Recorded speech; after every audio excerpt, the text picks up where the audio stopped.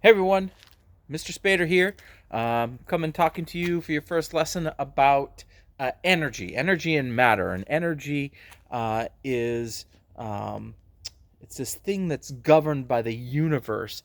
Either something has energy, or it has higher energy, or it has lower energy.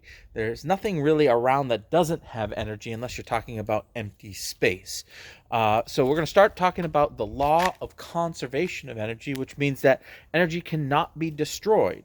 It can only be transferred from one thing to another. Now, you guys have learned all about car crashes and collisions and things like that, and we've seen the ramifications of that, and how energy from one object can get transferred to another object.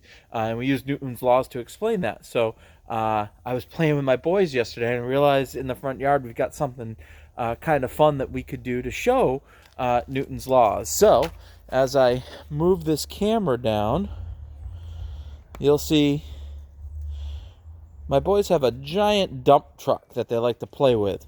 Desmond's really good at rolling this thing around the driveway by standing behind it.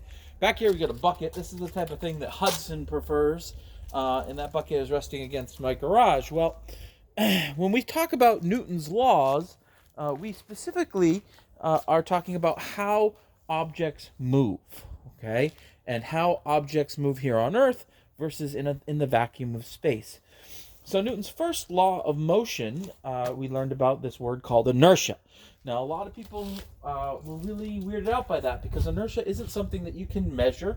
It isn't something you can see. I can't say, oh, look, there's inertia right there. You just can't do that. Inertia is an idea, which is really important to remember. And that idea says that an object at rest will stay at rest unless it's acted upon by an outside force, right? An object in motion will stay in motion unless acted upon by that outside unbalanced force. And here on Earth, you all should remember the unbalanced forces that we have, right? We've got air resistance, friction, gravity, in some cases, maybe a bucket might be the unbalanced force. So this here dump truck currently isn't moving at all, but if I just take some energy from my foot and apply it to the back of the dump truck, boom. And then the outside force, that is the bucket and the wall of my garage, keeps it from moving. Now you see that the truck actually rolled all the way backwards, and we're going to talk about that more in a minute. So yeah, inertia. Something is at rest. It stays at rest until something hits it. Think about like a ball, on a tee, like the t-ball game. That ball is sitting right there on that tee, waiting to move, but it can't move until someone has applied some type of force to it. Now, you replace that baseball with a softball, you'll require a different type of force to get it moving. Same thing is true as the ball's flying through the air to the outfield, right? It will continue flying through the air until gravity pulls it back down. And if you are in space where there is no gravity, it'll go on and on forever. So Newton's second law came up, and we struggled with this a little bit in class because it required just the little faintest bit of math, right? We were talking about force, and what does force mean? Well, force is how hard something presses against something else. So in this case, when we did the example of this dump truck applying force to the bucket, we didn't see anything really major happen. Nothing broke or anything like that, I don't think. Otherwise, my kids would kill me. But remember that equation is mass times acceleration equals force. So this truck right here is fairly light. My boys can pick it up and move it around. But if I just give it a little tap, it's not accelerating very quickly, so it's not going to cause a lot of damage, right? But as it comes back, if I was to kick it just a little bit harder, I could actually get some different things happening, right? And that's because the force that we hit with changes based off of the acceleration, okay? Now, the force that we hit with can also change based off of the mass of an object, okay? More massive object can be going way, way, way slower, accelerating way slower, but still hit with the same amount of force. Back here behind this dump truck is a 50-pound bag of quick-drying concrete. If I take and pick this up and put it in the back of my dump truck like that, first of all, it's going to require way more force for me to move it, right? It's got way more inertia now, according to Newton's first law. So it's going to require way more force for me to push it. But even if it's just going very slowly, it still gets a pretty decent reaction from the bucket, okay? Now, if I was to accelerate this the same rate as I did earlier without the concrete in it, we might see something like a major crash, okay? So that is Newton's second law. It's talking about the mass of an object and how much force it hits when we're accelerating at different rates. All right, last but not least, on to Newton's third law. We've been actually seeing Newton's third law in action for the last 10 minutes or so. And this is the one that I think everybody in class got the most, but just as a reminder, because some of you might be choosing to watch, like me, The Mandalorian with your family, or maybe some of you saw that Frozen 2 is now up on Disney Plus, and that's what you want to watch with your family. But Newton's third law says that for every action, there's an equal and opposite reaction.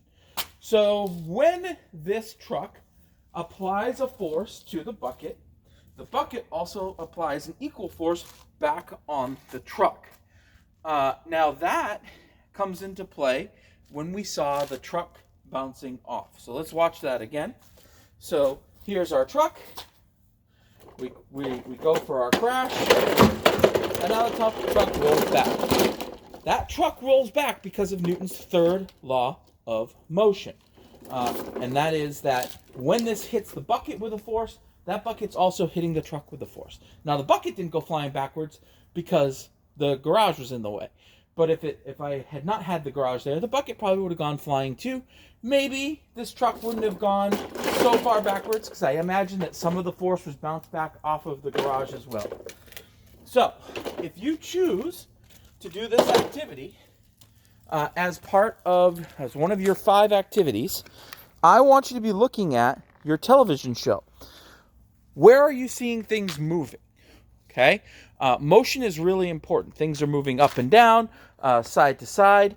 That is really, really important when we're talking about Newton's law. So, if we see something standing still, we can talk about how its inertia is keeping it there until something hits it.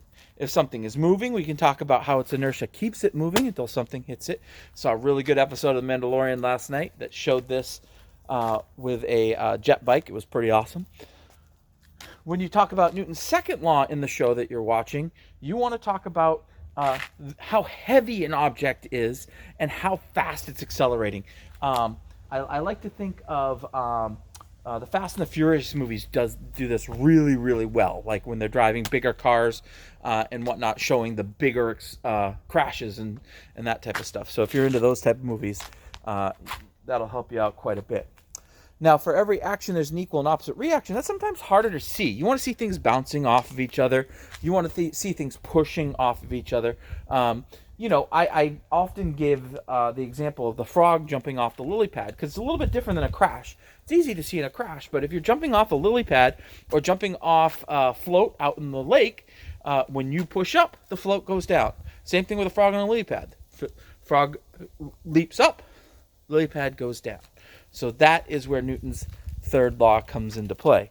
So on Monday afternoon at 1 o'clock, I'll be logging on to a Google Meet. I anticipate all of you being there so that we can talk about this. This does not have to be your first choice, by the way. In fact, it doesn't have to be one of your choices at all. But during our Google meeting, which I'll post up in my classroom, we can talk about this. We can talk about what it is that you're actually working on. Or whatever. I know some people were talking about wanting to take pictures and draw the plants growing. That's a 5-day thing, so you might want to start that on today or instead. But that's completely up to you, all right? The whole idea of science for the first 2 weeks here is for you to do stuff that you would be doing around the house anyway and find the science involved, all right? So I hope that you enjoyed that little demonstration. I'll try to find some more silly stuff that I can do with my kids, like action figures and dolls and whatnot, over the coming days. So we'll see you soon, and I'll talk to you at 1 o'clock on Monday.